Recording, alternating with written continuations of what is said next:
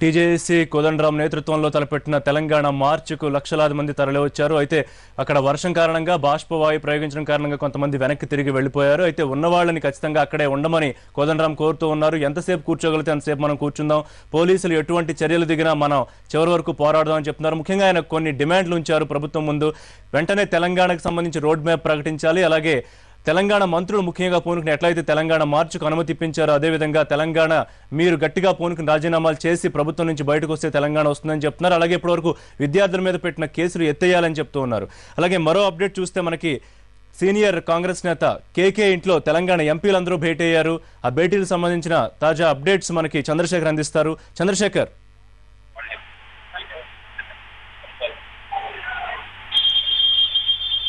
ఋషి కేకే ఇంట్లో ఇప్పుడే ఎంపీలందరూ కూడా పెట్టారు. ఈ భేటీకి మంత్రి జనార్దన్ రెడ్డి కూడా హాజరయ్యారు. మొత్తం మీద జేఏసీ ఈ రోజు తలపెట్టిన తెలంగాణ మార్చిలో ప్రధానంగా పెట్టిన డిమాండ్లన్నీ కూడా కాంగ్రెస్ పార్టీకి సంబంధించినవి, కాంగ్రెస్ పార్టీ మంత్రులకు సంబంధించినవి కావడంతో దీని మీద ఎలాంటి నిర్ణయం తీసుకోవాల్సి ఉంటుంది, ఎలా ముందుకు వెళ్ళాలి, ఎలా దీని నుంచి బయటపడాలనే దాని మీద వీళ్ళు చర్చిస్తా ఉన్నారు. ఉదయం సీఎం క్యాంప్ ఆఫీస్ దగ్గర జరిగిన ధర్నాలో పాల్గొన్న ఎంపీలందరూ కూడా కొద్దిసేపటి క్రితమే శంషాబాద్ నుంచి కేసీఆర్ ఇంటికి చేరుకున్నారు. అలాగే కొద్దిసేపటి క్రితమే జనారెడ్డి కూడా ఇక్కడికి వచ్చి ఏళ్లతో కలిశారు. ప్రధానంగా చూస్తే జేఏసీ డిమాండ్లో తెలంగాణ రాష్ట్ర ఏర్పాటుకు సంబంధించిన రూట్ మ్యాప్ ను స్పష్టంగా కేంద్ర ప్రభుత్వం ప్రకటిస్తే ఆందోళన విరమిస్తామనేది ఒకటి. రెండోది, కేంద్రం కనుక అలా చేయని పక్షంలో మంత్రులు రాజీనామా చేసి ఉద్యమంలోకి రావాలి, ఉద్యమంలోకి వచ్చి కేంద్ర ప్రభుత్వం మీద ఒత్తిడి తీసుకొచ్చి తెలంగాణ ప్రకటనకు మార్గం సుగమం చేయాలనేది రెండు ప్రధాన డిమాండ్లు. ఈ రెండు ప్రధాన డిమాండ్లు కూడా కాంగ్రెస్ పార్టీ మంత్రులకు సంబంధించినవి కావడంతో వీటి మీద ఏం చేయాలనే దాని మీద వీళ్ళు కసరత్తు చేస్తా ఉన్నారు. మంత్రులు రాజీనామా చేయడానికి ఎంతవరకు అవకాశాలు ఉన్నాయి, రాజీనామా చేసే పరిస్థితులు ఏమిటి, రాజీనామా చేయగలుగుతామా లేదా అన్న దాని మీదనే వీళ్ళు ఎక్కువ చేస్తున్నారు.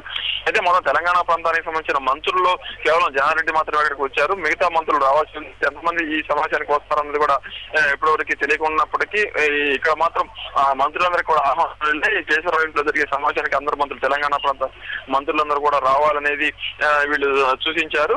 మిగతా మంత్రులు వస్తారని చెప్తున్నారు. ఈ మంత్రులందరూ వచ్చిన తర్వాత ఈ రాజీనామా వ్యవహారం మీద కానీ లేకపోతే జేఏసీ డిమాండ్ చేస్తున్నట్టుగా స్పష్టమైన రూట్ మ్యాప్, తెలంగాణ రాష్ట్ర ఏర్పాటుకు సంబంధించిన రూట్ మ్యాప్ ప్రకటించడానికి ఇక్కడి నుంచి ఇటు ఢిల్లీ వెళ్ళి హైకమాండ్ పెద్దలను కలిసి వాళ్ళతో మాట్లాడిన తర్వాత వాళ్ళని ఒప్పించి చేయగలుగుతామా, లేకపోతే అధిష్టానం మీద ఇప్పటికే చాలా సార్లు మాట్లాడాం కనుక ఇక అధిష్టానానికి కొత్తగా చెప్పేదేం లేదు, రాజీనామాలకు సిద్ధమై పదవులకు దూరంగా ఉందామా అన్న రెండు అంశాల మీద వీళ్ళు చర్చించే అవకాశం ఉంది. ఎంపీలు అయితే మంత్రులు కూడా నిర్ణయం తీసుకునే విధంగా, రాజీనామాలకు సంబంధించిన నిర్ణయం తీసుకునే విధంగా ఒత్తిడి చేసే అవకాశం కూడా ఉంది. ఎంపీలు తాము చేసినంత చేశాము, ఇక మంత్రులుగా చేసి మిమ్మల్ని టార్గెట్ చేస్తుంది కాబట్టి మీరు పదవులో వదిలిపెట్టైనా ఉద్యమంలోకి రండి, లేకపోతే రోడ్ మ్యాప్ అన్న స్పష్టంగా ప్రకటించాలని చెబుతున్న నేపథ్యంలో మంత్రులు నిర్ణయం తీసుకోవాలని జేసీ గట్టిగా కోరుతుంది.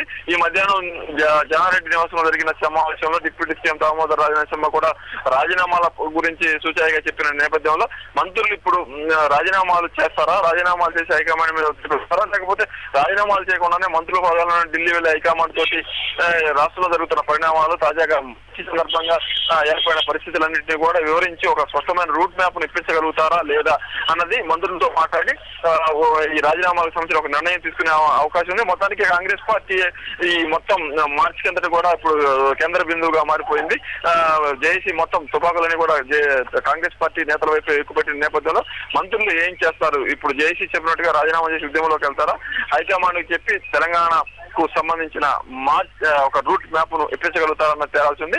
మంత్రులు మరొక హాఫ్ అన్ అవర్ లో ఇక్కడికి చేరుకునే అవకాశం, మిగతా మందులు అందరూ వచ్చిన తర్వాత కానీ దీనికి ఈ సమావేశంలో నిర్ణయాలు మనకి వెల్లడయ్యే అవకాశం ఉంది. ఋషి, చంద్రశేఖర్, మీరు చెప్పినట్టు తెలంగాణ మార్చ్ వ్యూహాల్లో ముందు నుంచి కూడా కోదండరాము తెలంగాణ ప్రాంత మంత్రులనే ఫోకస్ చేస్తూ వస్తున్నారు.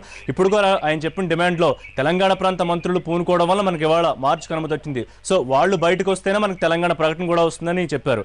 సో ఇప్పుడు కేకే నివాసంలో ఎవరైతే ఎంపీలు భేటీ అయ్యారో అలాగే అందుబాటులో ఉన్న మంత్రులు ఏమన్నా ఉదయం ఇక్కడికి వచ్చే ప్రయత్నం చేస్తే పోలీసులు వారిని అరెస్ట్ చేశారు. ఇప్పుడు ఏమన్నా ఇక్కడికి ప్రాంతానికి వచ్చే అవకాశం ఏమైనా కనిపిస్తోందా? ఎంపీలతో పాటు మిగిలిన మంత్రులు వచ్చి వీళ్ళతో మాట్లాడి మనం మాట్లాడదాము, ప్రస్తుతానికి ఇక్కడి నుంచి వీళ్ళని వెనక్కి పంపించే ప్రయత్నం, అట్లాంటి ప్రయత్నాలు ఏమైనా జరుగుతున్నాయి అనుకోవచ్చా చంద్రశేఖర్?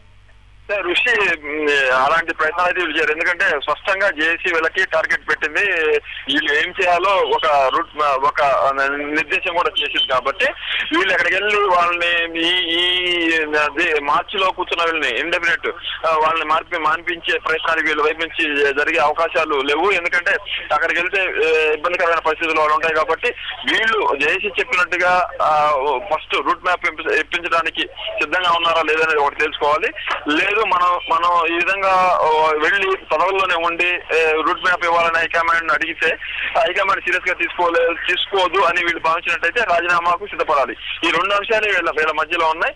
వీటికి రాజీనామాలు చేయడానికి ఎంతవరకు మంత్రులు, తెలంగాణ బంధ మంత్రులు సహకరిస్తారనేది కూడా ఇప్పుడు ఆలోచించాల్సిన పరిస్థితి ఉంది.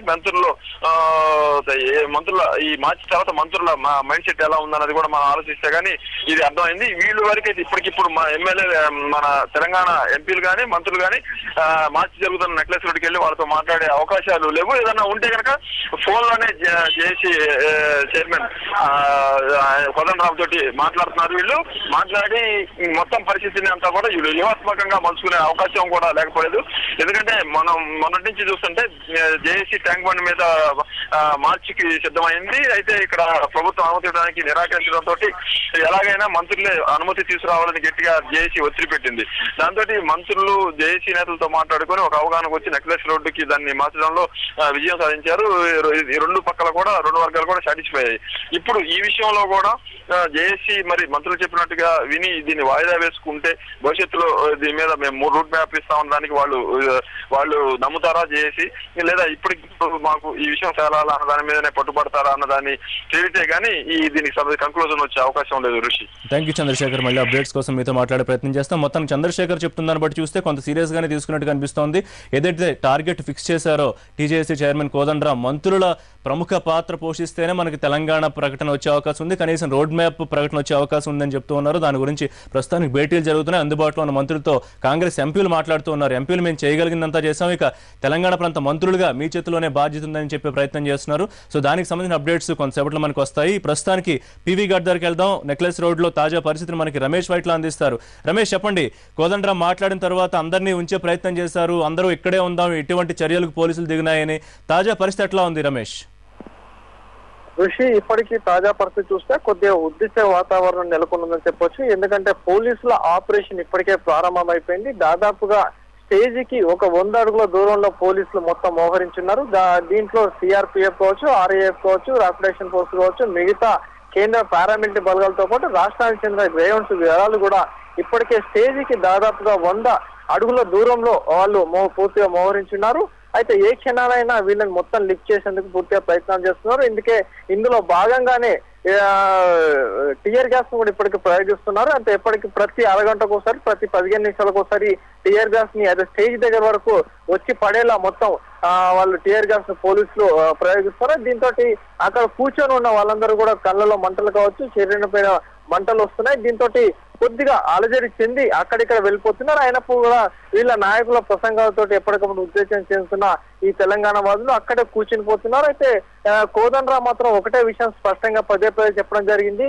ఎలాంటి ఆటంకాలు, ప్రభుత్వం ఎలాంటి ఆటంకాలు కావచ్చు, ఎలాంటి కవ్వింపు చర్యలు పాల్పడ్డా కూడా తమకు విరవకుండా ఇక్కడే ఉండిపోవాలి. ఖచ్చితమైన రూట్ మ్యాప్ కావచ్చు, లేకుంటే తెలంగాణ పైన స్పష్టమైన బిల్లు పెడతామని చెప్పి ప్రకటన వచ్చే వరకు ఇక్కడే ఉండాలి. అయితే ఇందుకు ఎన్ని రోజులైనా తాము ఇక్కడ ఉంటామని చెప్పి ఒక సంకేతాన్ని ప్రభుత్వానికి పంపించారు. అంతేకాకుండా ఇక్కడ కూర్చోవడం వల్ల ప్రభుత్వానికి ఎలాంటి ఇబ్బంది లేదు, అంతేకాకుండా ఇక్కడ నుంచి ఎలాంటి ట్రాఫిక్ ఇబ్బంది లేకుండా ఉంటది. కాబట్టి ఇక్కడ కూర్చున్నంత వల్ల ఎవరికి ఇబ్బంది ఉండదు. ప్రభుత్వం ఎందుకు కవింపు చర్యలు పాల్పడుతుందో చెప్పాల్సిన అవసరం ఉంది అని చెప్పి కోదండరామ్ పదే చెప్పడం జరిగింది. అయితే తెలంగాణ వాదులు మాత్రం ఒకటే స్పష్టంగా ప్రకటన వచ్చే వరకు తాము ఇక్కడే కూర్చుంటామని చెప్తున్నా. అంతేకాకుండా ఆ ప్రాంగణం మొత్తం కూడా బురదమయం కావడంతో అందులోనే ఈ తెలంగాణ వాసులు కూర్చొని ఉండిపోయారు. అయితే ఇక్కడ పూర్తిగా ఈ ప్రాంగణం మొత్తం కూడా దాదాపుగా కొన్ని వేల మంది ఇక్కడ ఉన్నారు. అయితే అటువైపు కూడా ఏదైతే జలద్వార్ కావచ్చు, ఎన్టీఆర్ మార్గు కావచ్చు, అటు నెక్లెస్ రోడ్ స్టార్టింగ్ కావచ్చు, ఈ ప్రాంతాలన్నిటి నుంచి కూడా ఇప్పటి వరకు పోలీసులు ఆపరేషన్ చేసుకుంటూ వచ్చి స్టేజీకి దాదాపు 100 అడుగుల దూరంలో మోహరించున్నారు. కాబట్టి ఈ క్షణాలైనా స్టేజ్ దగ్గరకు వచ్చి స్టేజ్ పైన ఉన్న నాయకులు కావచ్చు, ఎమ్మెల్యే కావచ్చు, మిగతా ముఖ్యమైన నాయకులు కావచ్చు, జేఏసీ నేతలు కావచ్చు, వీళ్ళందరూ కూడా పికప్ చేసేందుకు ప్రయత్నం చేస్తున్నారు. ఇందుకోసం పూర్తి స్థాయిలో అన్ని ఏర్పాట్లు కూడా పోలీస్ స్థాయిలో చేసుకొని పెట్టుకున్నారు. అయితే మరోవైపు సిపి హైదరాబాద్ పోలీస్ కమిషనర్ మరికాసేపట్లో మీడియాతో మాట్లాడే అవకాశం ఉంది. దీనికి సంబంధించి 9:30 ప్రాంతంలో మీడియాతో మాట్లాడే అవకాశం ఉన్నట్టుగా ఇప్పటికే ఒక సమాచారం ఇచ్చి ఉన్నారు.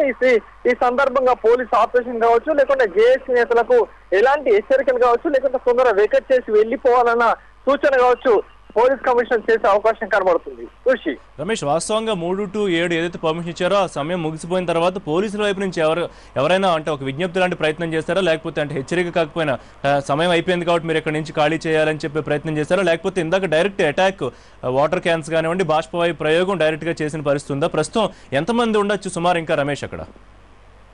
ఋషి ఇప్పటికీ ఇక్కడ ప్రాంగణం మొత్తం కూడా కొన్ని వేల మంది కూడా ఉండిపోయారు. వీళ్ళంతా కూడా ఏదైతే తెలంగాణ జేఏసీ కన్వీనర్ అయిన జేఏసీ చైర్మన్ అయిన కోదండరాము చేసిన ప్రకటనను ఆధారంగా చేసుకొని మొత్తం ఇక్కడే ఉండిపోయారు. వీళ్ళు కొంత వేల మంది ఉన్నారు.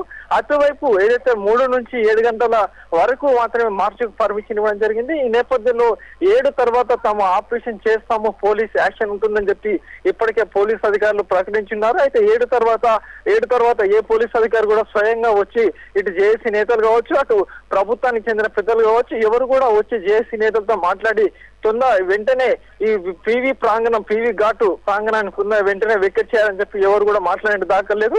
అయితే మరోవైపు ఇలా మాట్లాడిన పక్షంలో అక్కడికి రావడానికి కూడా పోలీసులు పూర్తి సాహసం చేయట్లేదు. ఎందుకంటే ఎవరైతే పోలీసు అధికారులు అక్కడికి వస్తే వాళ్ళపైన ఇటు తెలంగాణ వాదులు దాడి చేస్తున్నారు కాబట్టి ఎవరు కూడా ఇక్కడికి వచ్చి జేఏసీ నేతలతో మాట్లాడే ప్రయత్నం చేయలేదు. ఋషి రమేష్, అంటే మరింత ఫోర్స్ తెప్పించే ప్రయత్నం ఏమైనా చేస్తున్నారా? మీరు ఇప్పుడు చెప్పిన దాన్ని బట్టి ఎవరైనా దగ్గరికి వచ్చే ప్రయత్నం చేస్తే దాడి జరుగుతోంది అన్నారు. అంటే మరింత ఎక్స్టర్నల్ ఫోర్సెస్ కోసం పోలీసులు ఏమైనా వెయిట్ చేస్తున్నారు అనుకోవాలా?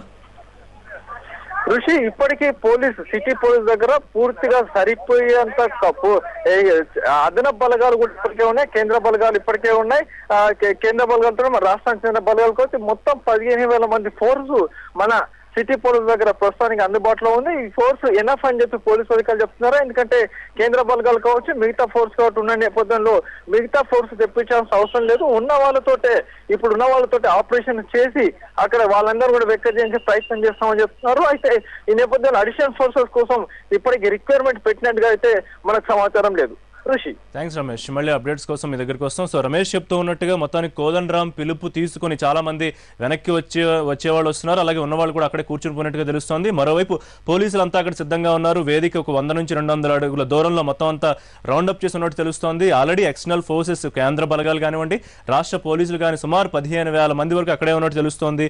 అయితే ఏం జరుగుతుందనేది చూడాల్సిన అవసరం కనిపిస్తోంది. ఏది ఏమైనా మనం ఎక్కడే కూర్చుందామని కోదండరామ్ పిలుపునిచ్చారు. ఎట్లయినా వాళ్ళని ఇక్కడ తరలించాలని ప్రస్తుతానికి అక్కడ పోలీసులు అయితే వెయిట్ చేస్తున్నారు. మధ్యలో బాష్పవాయు ప్రయోగం కూడా జరుగుతోంది. సో మరికొద్దిసేపట్లో అక్కడ ఎటువంటి పరిస్థితి జరుగుతుందనేది మనకు చూడాల్సిన అవసరం కనిపిస్తోంది.